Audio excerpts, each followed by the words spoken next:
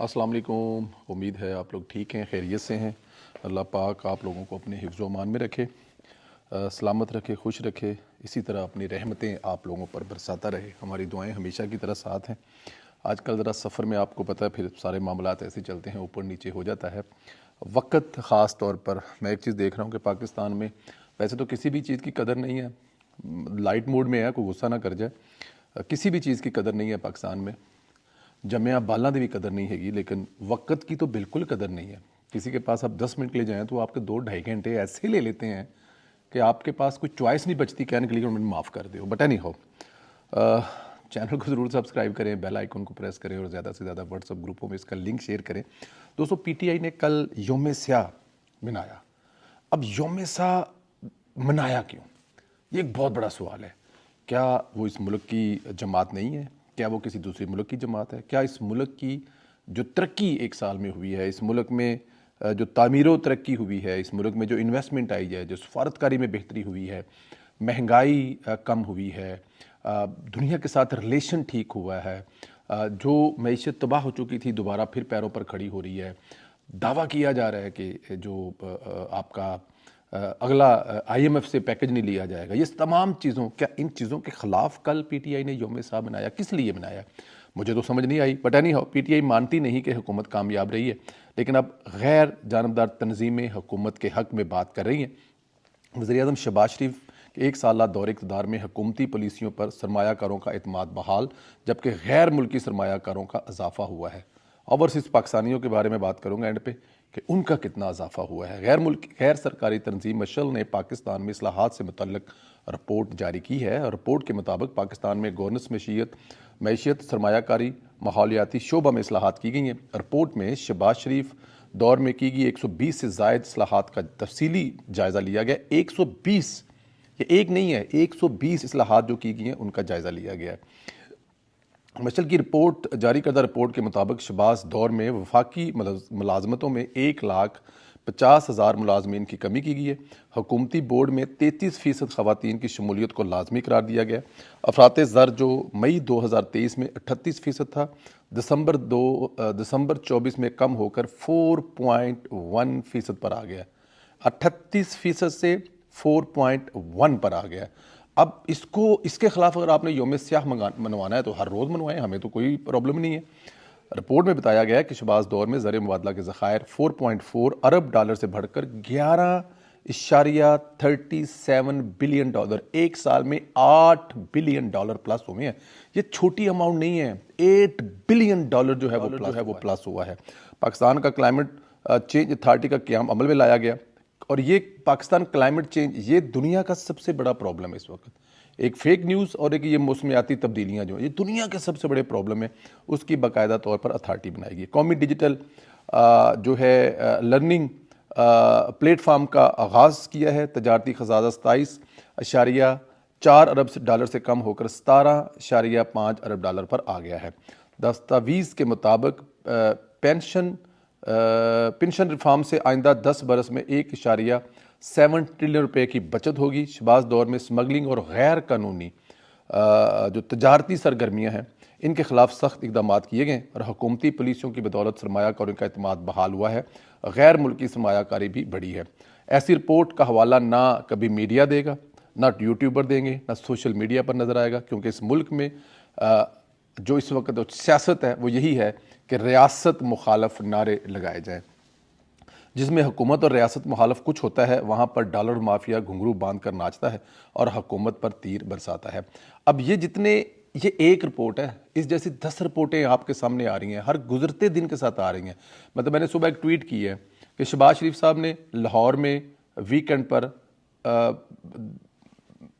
जो हमारा कज़ाफ़ी स्टेडियम है उसका इफ्ताह किया है। 160 मुल्कों में वो वीडियो गई है, 160 मुल्कों में लाइव देखा गया है कि पाकिस्तान तरक्की कर रहा है, पाकिस्तान रोशनियों की अमाज का बन रहा है। ठीक एक दिन के बाद मरियम नवाज के हमरा उन्होंने लाहौर में हार्स एंड कैटल शो का एक खूबसूरत, जो कि 25 साल से बंद पड़ा हुआ था, उसको दोबारा ऑन किया है। भी शहबाज शरीफ साहब के खाते में आता है। आज इस वक्त जब ये आप वीलॉग सुन रहे हैं, शहबाज शरीफ साहब इस मुल्क और तरक्की के लिए यूएई में बैठे हुए हैं, दुबई में बैठे हुए हैं। कल रात को जब वापस आएंगे तो परसों इस मुल्क में तुर्की का सदर आ रहा होगा। तो 8 दिनों में 4 इतनी बड़ी एक्टिविटीज़ जो मुझे और आपको नज़र आ रही हैं, इसके बिहाइंड क्या हो रहा है वो मुझे और आपको पता नहीं है।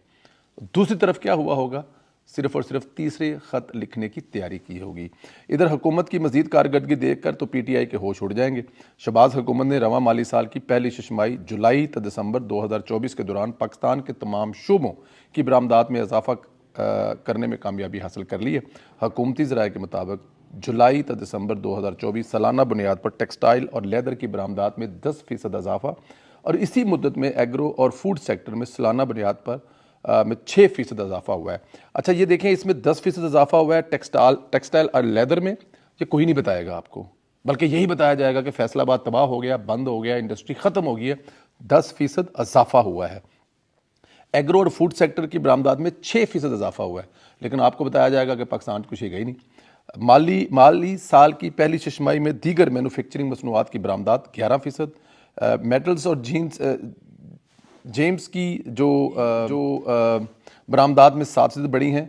मिनरल और पेट्रोलियम की बरामदात में 48%, केमिकल फर्टिलाइज़र और फार्मा की बरामदात में 25% इजाफा हुआ है। टेक्सटाइल और लेदर की बरामदात 9 अरब 62 करोड़ डॉलर 46 लाख डॉलर बनती है। इसी मुद्दत में एग्रो और फूड सेक्टर की बरामदात 4 अरब 13 करोड़ रुपए बनती है।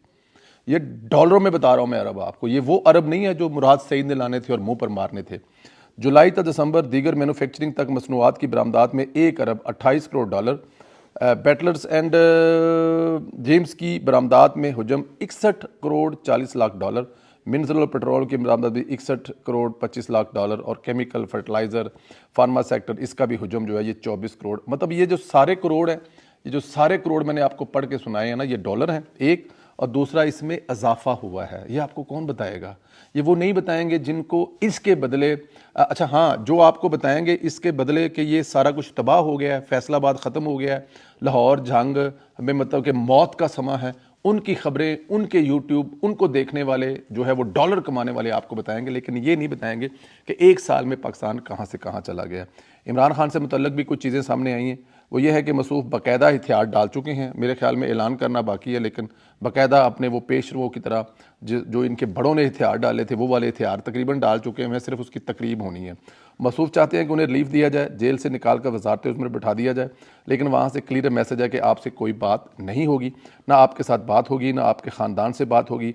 अब अपने वर्करों में हवा भरने के लिए, उन्हें उम्मीद दिलाने के लिए जुनैद अकबर कह रहा है कि इमरान खान की स्टैब्लिशमेंट से बातचीत हो रही है, मामलात चल रहे हैं। इमरान खान कहता है कि फौरी इलेक्शन कराएं, स्टैब्लिशमेंट कहती है कि 2 साल बाद इलेक्शन कराएं। ऐसे दावे करके ये लोग अपने आप को तसल्लियाँ दे रहे हैं, जबकि स्टैब्लिशमेंट आज भी अपने अहद पर डटी हुई है कि इमरान खान से ना कोई बात होगी, ना इमरान खान से सलाम होगा, ना इमरान खान से दुआ होगा। देखें इमरान खान का पास देने के लिए है क्या देगा स्टैब्लिशमेंट को इमरान खान? वो जो इमरान खान का हुआ था कि वो सड़कें बंद कर देगा, जलसे करेगा, लॉन्ग मार्च करेगा, वो 26 नवंबर के बाद बुशरा बीबी जो हैं वो सब 0-0 कर गई हैं। उसकी तो आप अभी कभी उम्मीद न रखें। अब ये देखें कि तमाम तर सहूलतें होने के बावजूद तमाम मुल्क खुला हुआ था। लाहौर में मैं घूम रहा था, मुझे किसी जगह पे कोई रुकावट नज़र नहीं आई। हालांकि लाहौर में बहुत बड़े बड़े इवेंट चल रहे हैं। पंजाब में इवेंट चल रहा था, पंजाब असम्बली में इवेंट चल रहा था, स्पीकर इजलास, हार्स एंड कैटल शो चल रहा था। पाकिस्तान और दूसरे 2 ममालिक न्यूजीलैंड और साउथ अफ्रीका की टीमें इस वक्त मौजूद हैं, लेकिन हमें इसके बावजूद लाहौर किसी जगह पे बंद नज़र नहीं आया। तो जो इमरान खान का ये जो दहशत गर्दाना एक ताकत होती थी वो भी 0-0 हो गई है। तो अब इमरान खान क्या दे सकता है? अब सिर्फ और सिर्फ इमरान खान अपने ज़िंदा रखने के लिए, अपने आप को ज़िंदा रखने के लिए बयानात के अलावा, ख़त लिखने के अलावा और कुछ भी नहीं। शहबाज शरीफ साहब ने पिछले कुछ दिनों में उनकी अगर चंद दिनों की एक्टिविटीज़ देखें तो आपको नज़र आएगा कि वो क्या कर रहे हैं। लाहौर में वीकेंड पे उन्होंने पाकिस्तान में दोबारा तारीख मुद्दत में रिकॉर्ड होने वाले कज़ाफ़ी स्टेडियम का इफ्तिताह किया। उन रोशनियों को दुनिया के 160 मुल्कों में लाइव देखा गया और पाकिस्तान के बारे में पॉजिटिव मैसेज गया। जनूबी अफ्रीका, न्यूजीलैंड और पाकिस्तानी टीमें जो है वो ग्राउंड में मौजूद थी। तो क्रिकेट की दुनिया में, इन्वेस्टमेंट की दुनिया में, सफारतकारी की दुनिया में हर जगह पे एक पैगाम गया कि पाकिस्तान का वज़ीर आज़म इस वक्त पाकिस्तान को महफूज बनाने में इस वक्त मगन है, वो देखा आपने। उनके साथ पंजाब की वज़ीर आला भी मौजूद थी, वो भी आपने उनको देखा। फिर एक दिन के बाद वज़ीर आला पंजाब और मरीम नवाज साहबा और शहबाज शरीफ साहब हमें हार्स एंड कैटल शो में नजर आए, एक खूबसूरत तकरीब। और ये जो हार्स एंड कैटल शो है ये पिछले कितने सालों से बंद पड़ा हुआ था, लेकिन मरीम नवाज की मेहनत से, शहबाज शरीफ के उनके ऊपर हाथ, उनके ऊपर जो साया है अपनी भतीजी के ऊपर, पंजाब की वज़ीर आला के ऊपर, उसकी बदौलत हमने फिर रोशनियां देखी।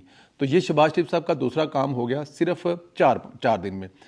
जब ये रात को उन्होंने ख़त्म किया और उससे अगली सुबह जो आज है वो उन्होंने उड़ान भरी और यूई चले गए। यूई में 2 दिन रहेंगे और पाकिस्तान के लिए वहाँ से खुशियाँ ख़रीद के लाएंगे, पाकिस्तान के लिए इन्वेस्टमेंट लेके आएंगे, पाकिस्तान के लिए अच्छे तलकात बना के आएंगे। तो जैसे ही वहाँ से शहबाज शरीफ साहब वापस आएंगे वो, तो उस वक्त यहाँ पर तुर्क सदर की आमद होगी। तुर्क सदर जो हैं तैयब एर्दोगान, उनके साथ शरीफ बरदरान के जो तलकात है वो किसी ढके छुपे नहीं है, वो आपको पता है। वो जितना प्यार करते हैं, मोहब्बत करते हैं शरीफ बरदरान से, और शरीफ बरदरान भी तुर्क सदर से जितना प्यार करते हैं वो भी आपके साथ है। तो ये भी उनकी एक्टिविटीज़ होगी। अब ये देखें, पिछले 8-7 साल में देखा जाए तो शहबाज शरीफ इतने बड़े बड़े इवेंट कर रहे हैं पाकिस्तान के लिए, पाकिस्तान की खुशियों के लिए, पाकिस्तान की तामीर के लिए, पाकिस्तान की तरक्की के लिए, और प्रैक्टिकली होता हुआ नजर आ रहा है। वादे नहीं कर रहे, वो कोई ऐसे लारे नहीं लगा रहे, बल्कि प्रैक्टिकली हो चुका है। स्टेडियम बन गया, horse and cattle show start हो गया, यूं ही चले गए, वहाँ से इन्वेस्टमेंट लेके आ गए, तैयब एर्दोगान पाकिस्तान आएगा, एक सरमायाकारी की एक बहुत बड़ी जो है वो लहर होगी, जिसमें वो पाकिस्तान जो है वो एंजॉय करेगा। और इसके बदले में इंतशार पसंद जमात के जो बानी हैं, जो जेल में बैठे हैं, वो क्या कर रहे होंगे।